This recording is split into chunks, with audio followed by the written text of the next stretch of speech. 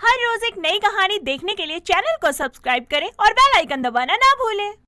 संजय अपनी माँ सुजाता और पिता राजेश के साथ रिश्ता लेकर आशिमा नाम की लड़की के घर जाता है। आशिमा के घर में बस उसके पिता थे। संजय अपने माता पिता के साथ उसके घर पहुंचता है, जिसके बाद आशिमा उनके लिए चाय नाश्ता लेकर आती है। तभी रमेश बोलता है, हमारी आशिमा बहुत ही समझदार और गुणी है। इसकी माँ के गुजर जाने के बाद इसने ही घर संभाला है। अब तो बस मेरा यही सपना है कि इसकी शादी किसी अच्छे से घर में हो जाए। अंकल जी, क्या मैं आशिमा से अकेले में बात कर सकता हूँ? हाँ हाँ बेटा, क्यों नहीं। आखिर तुम दोनों की रजामंदी सबसे जरूरी है। जिसके बाद संजय और आशिमा घर के बगीचे में चले जाते हैं और संजय बोलता है, आपको अपने लिए कैसा जीवन साथी चाहिए? मेरे कुछ ज्यादा सपने नहीं है। मैं बस इतना चाहती हूँ कि वो मुझे समझे और प्यार करे। कमाल है, आजकल की लड़कियों को तो बस हैंडसम लड़के ही चाहिए होते हैं, पर आपकी बातें सुनकर लगता है कि आप कुछ अलग हैं। सुंदरता सूरत से ज्यादा सीरत में होनी चाहिए, ऐसा मेरा मानना है। आशिमा की ये बात संजय के दिल को छू जाती है और वो उसे देखता ही रह जाता है।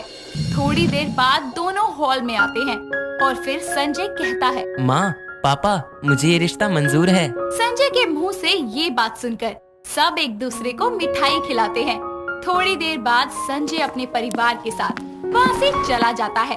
रास्ते में वो लोग जा ही रहे होते हैं, तभी उनकी एक ऑटो वाले से टक्कर हो जाती है, जिसमें संजय और सुजाता को तो हल्की फुल्की खरोच आती है, पर राजेश का एक हाथ फ्रैक्चर हो जाता है।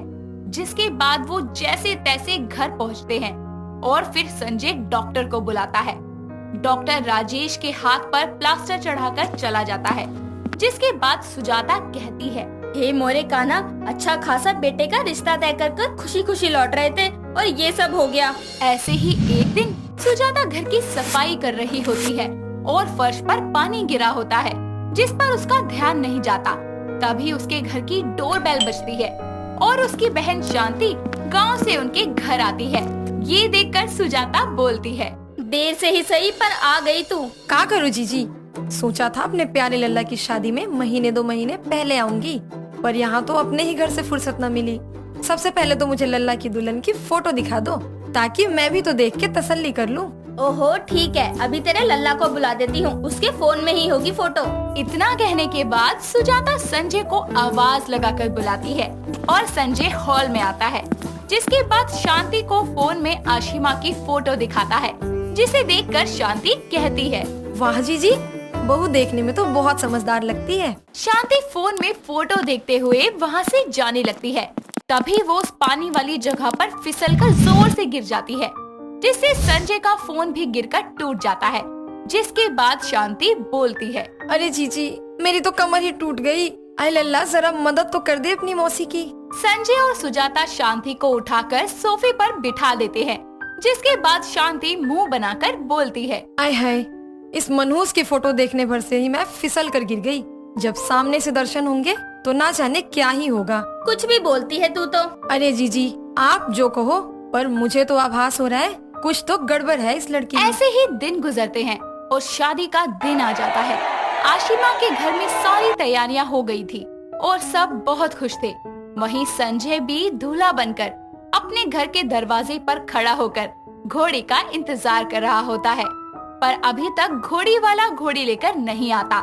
राजेश घोड़ी वाले को कॉल करता है, अरे पेलू भाई, और कितनी देर लगेगी घोड़ी आने में? मेरी घोड़ी नहीं मिल रही है, आप कोई और घोड़ी देख लो। इतना कहकर पेलू राम कॉल कट कर देता है और इतनी जल्दी दूसरी घोड़ी का मिलना बहुत मुश्किल था। इसलिए बारात कार से ही लड़की वालों के घर जाती है, जहां बारात का स्वागत फूलों की बारिश के साथ किया जाता है। दूल्हा दुल्हन मंडप में बैठे होते हैं।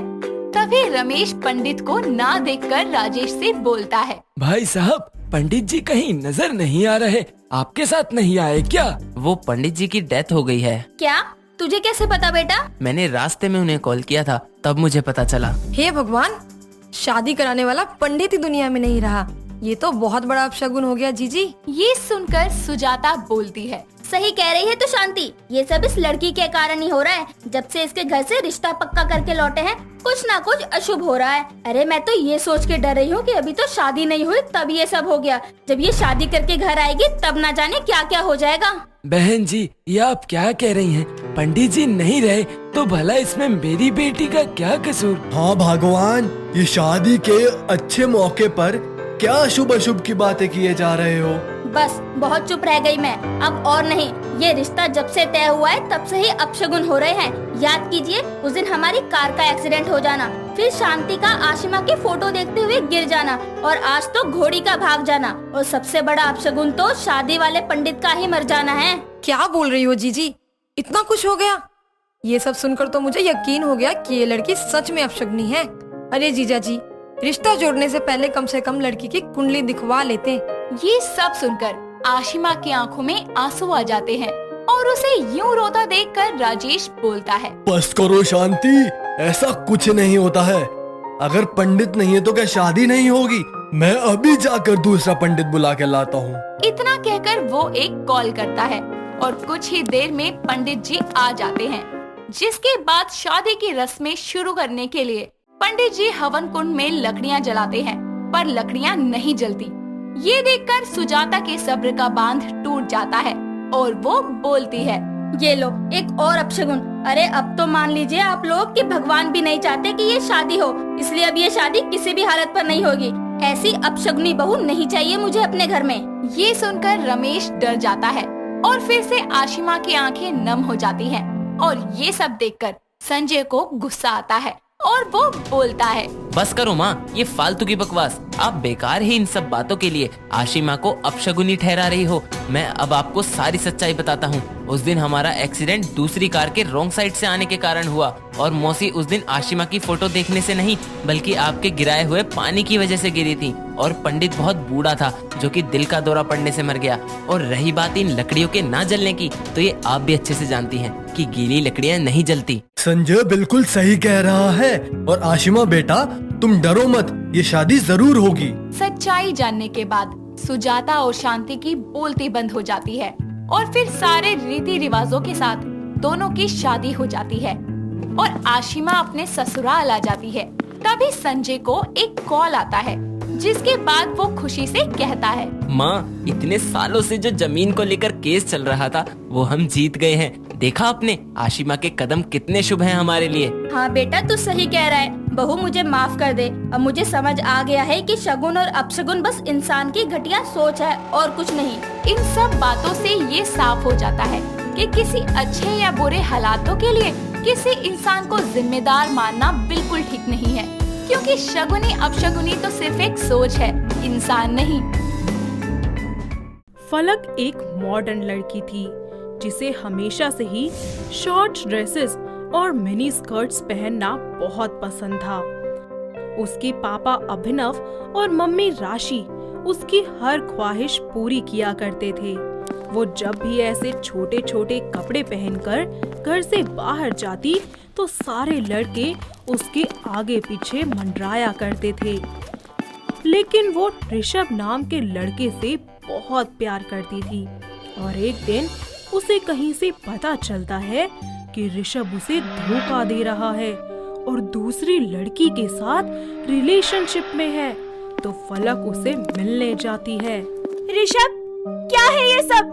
क्या सुन रही हूँ मैं ये? क्या हुआ फलक बेबी, ऐसा क्या सुन लिया तुमने? यही कि तुम्हारा किसी और के साथ रिलेशनशिप चल रहा है। अरे नहीं बेबी, कोई हमें अलग करने की कोशिश कर रहा है और कुछ भी नहीं है। ओह अच्छा, ये बात है। तो फिर ये क्या है? कौन है ये लड़की जो तुम्हारे इतना क्लोज खड़ी है? ये तुम क्या बोल रही हो? मैं इस लड़की को नहीं जानता। अगर तुम सच बोल रहे हो ऋषभ, तो बोलते हुए तुम्हारी जबान क्यों लड़खड़ा रही है? अरे वो रहने दो, तुम सब समझ गई हूँ मैं। और मैंने ना इस लड़की को भी तुम्हारी सारी असलियत बता दी है। आज के बाद दोबारा मुझसे मिलने की कोशिश भी मत करना।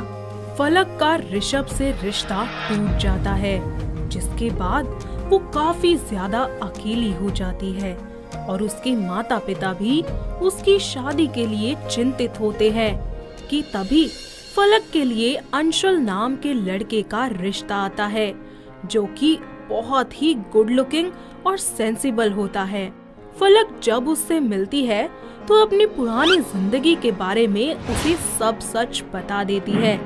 फलक की ये सच्चाई देखकर अंशुल रिश्ते के लिए हाँ कर देता है, जिसके बाद अंशुल और फलक के घर वाले मिलकर उनकी शादी करवा देते हैं और फलक भी अपनी शादीशुदा जिंदगी में बहुत ज्यादा खुश होती है। और एक दिन अंशुल फलक को लेकर एक रिजॉर्ट में जाता है और उसे बहुत ही खूबसूरत सा सरप्राइज देता है और फिर कहता है, डार्लिंग, अब तुम अपनी आंखें खोल सकती हो। वाह अंशुल, ये सब कितना प्यारा लग रहा है। फलक और अंशुल एक दूसरे के साथ रोमांटिक टाइम स्पेंड करते हैं, लेकिन तभी वहाँ से ऋषभ गुजर रहा होता है, जो ये सब कुछ देख लेता है और फलक को इतना खुश देखकर वो आग बबूला हो जाता है और मन ही मन सोचता है, ये इतनी खुश नहीं, कभी नहीं। इसने मेरी जिंदगी बर्बाद कर दी थी, अब मैं इसकी सारी खुशियाँ छीन लूंगा। तभी ऋषभ उससे बदला लेने की सोचता है और अपने फोन में एक ऐसा वीडियो देखता है जिसमें एक लड़की मिनी स्कर्ट पहनकर शराब के नशे में बीच सड़क पर हरकतें कर रही होती है, जो कि बिल्कुल हूबहू फलक जैसी ही दिखती है। फिर उसके मन में ख्याल आता है कि अगर वो इस वीडियो को लीक कर देगा तो फलक कहीं पर भी मुंह दिखाने लायक नहीं रहेगी और वो तुरंत ही उन दोनों की खुशियों को बर्बाद करने के लिए उनके पास जाकर कहता है, हेलो फलक, कुछ याद आया? ऋषभ, तुम यहाँ? ये कौन है फलक? अरे मैं बताता हूँ, मैं इसका एक्स बॉयफ्रेंड हूँ। हाँ बोलो, और हाँ, अगर हमें परेशान करने आए हो ना तो प्लीज चले जाओ यहाँ से। चला जाऊंगा बाबू, इतनी भी क्या जल्दी है, बस एक बार ये वीडियो देख लो। क्या है इसमें? अरे देखो देखो, खुद ही देखो। ऋषभ, ये वीडियो कहाँ से आया तुम्हारे पास? अरे भूल गई वो हंसी पल जो हमने साथ बिताए थे, बस तभी का है। अभी के अभी ये वीडियो अपने फोन से डिलीट करो, सुना तुमने? अरे बेबी, ऐसे कैसे? क्या मतलब? मतलब ये कि अगर ये वीडियो लीक होने से रोकनी है तो मेरी एक शर्त माननी पड़ेगी। बस एक रात के लिए अपनी वाइफ को मेरे पास भेज दो। तेरी हिम्मत कैसे हुई ऐसे बोलने की? अरे अरे अरे देख लो, अगर तुमने ऐसा नहीं किया तो तुम्हारी वाइफ की ये वीडियो हर किसी के फोन में होगी। इतना कहकर ऋषभ वहाँ से मुस्कुराता हुआ चला जाता है और फलक रोना शुरू कर देती है, लेकिन अंशुल किसी तरह उसे संभालता है और वापस घर ले जाता है। ऐसे ही कुछ दिन बीत जाते हैं और ऋषभ एक बार फिर से फलक को कॉल करता है, लेकिन वो उसे दोबारा मना कर देती है। तो ऋषभ उसे फिर से धमकी देता है और हालातों के सामने हार कर फलक ऋषभ को हाँ कर देती है और अंशुल को बिना बताए उससे मिलने चली जाती है। तो वहीं ऋषभ भी एक रिसोर्ट को बुक करके वहाँ रोमांटिक माहौल तैयार करता है और जब फलक आती है तो उससे कहता है, अरे तो बेबी आ गई तुम? ऋषभ, प्लीज मुझे जाने दो, वो वीडियो डिलीट कर दो ना। अरे ऐसे थोड़ी रोते हैं बेबी। और ये क्या, तुमने ये क्या कपड़े पहने हैं यार? अरे पहले की तरह मिनी स्कर्ट पहन कर आओ ना। नहीं ऋषभ, प्लीज, मैंने तुम्हारे साथ जो भी किया उसका बदला ऐसे मत लो, वो वीडियो डिलीट कर दो। अरे नहीं, पहले जाकर कपड़े बदल कर आओ। फलक रोते हुए अपने कपड़े बदल कर बाहर आती है और दोबारा से ऋषभ से रिक्वेस्ट करती है, लेकिन ऋषभ उसकी कोई बात नहीं मानता और पूरी रात उसके साथ एंजॉय करता है और साथ ही अगले दिन वो उसे झूठ बोल देता है और उसके सामने ही फोन से तो वीडियो डिलीट कर देता है, लेकिन उसके लैपटॉप में अभी भी वो वीडियो वैसा का वैसा ही होता है। तो वहीं जब फलक अपने घर पहुंचती है तो अंशुल उससे बीती रात के बारे में सवाल करता है और जब उसे सच पता चलता है तो वो फलक से कहता है, फलक, तुमने आज मेरा विश्वास तोड़ा है, लेकिन क्या तुम्हें मुझ पर भरोसा नहीं था कि मैं तुम्हें इस मुसीबत से निकाल लूंगा? नहीं नहीं, ऐसा कुछ नहीं है। देखो फलक, अगर तुम मुझ पर ट्रस्ट नहीं करती तो अब हमारा साथ रहने का कोई फायदा नहीं। अंशुल, तुम मुझे अपनी जिंदगी से जाने के लिए बोल रहे हो। आखिर तुम मेरे साथ ऐसा कैसे कर सकते हो? मुझे कुछ नहीं पता, बस मैं अब अकेला रहना चाहता हूँ। और हाँ, तुमने मुझे बहुत हर्ट किया है। इस तरह अंशुल फलक को अपनी जिंदगी से बाहर कर देता है और वो अपने घर लौट जाती है और धीरे धीरे फलक डिप्रेशन में जाने लगती है। फिर एक दिन जब उसकी जीने की आस पूरे तरीके से खत्म हो जाती है तो वो आत्महत्या कर लेती है। और जब ये बात अंशुल को पता चलती है तो उसे बहुत दुख होता है। और एक दिन जब अंशुल अपने ऑफिस से घर आ रहा होता है तो उसे रास्ते में एक आदमी नशे की हालत में मिलता है और वो उसकी मदद करने के लिए जब जाता है तो देखता है कि वो कोई और नहीं बल्कि ऋषभ ही है और वो उसे संभालते हुए गुस्से से कहता है, अच्छा हुआ तुम मुझे मिल गए। मेरी बीवी ने तुम्हारी वजह से सुसाइड कर लिया और मैं तुम्हें नहीं छोड़ूंगा। क्या सुसाइड? वो पागल थी क्या? क्या मतलब? मतलब ये कि मैंने उसके साथ कभी कुछ नहीं किया था और वो वीडियो जो मैंने दिखाया वो भी उसका नहीं था। वो तो फेक था। उस रात मैंने उसकी ड्रिंक में नशे की दवाई मिला दी थी। क्या वो सब नाटक था? और तेरे उस घटिया नाटक की वजह से हम अलग हुए और वो मुझे हमेशा के लिए छोड़कर चली गई। मैं तुझे नहीं छोड़ूंगा। अंशुल को ऋषभ की बातें सुनकर इतना ज्यादा गुस्सा आ जाता है कि वो अपना आपा ही खो देता है और वहीं पड़ी शराब की बोतल तोड़कर उसके कांच से ऋषभ की जान ले लेता है और खुद को पुलिस के हवाले कर देता है। तो दोस्तों, कैसे लगी आपको हमारी ये मिनी स्कर्ट वाली बहू? क्या आपके घर के आसपास भी है कोई ऐसी बहू जो इसी तरीके से मिनी स्कर्ट पहनकर घूमती है? अगर हाँ तो हमें कमेंट करके जरूर बताएं। दोस्तों, अगर आपको ये कहानी पसंद आई तो इसे लाइक करें, शेयर करें और कमेंट करके बताएं कि कहानी में आपको सबसे अच्छा क्या लगा।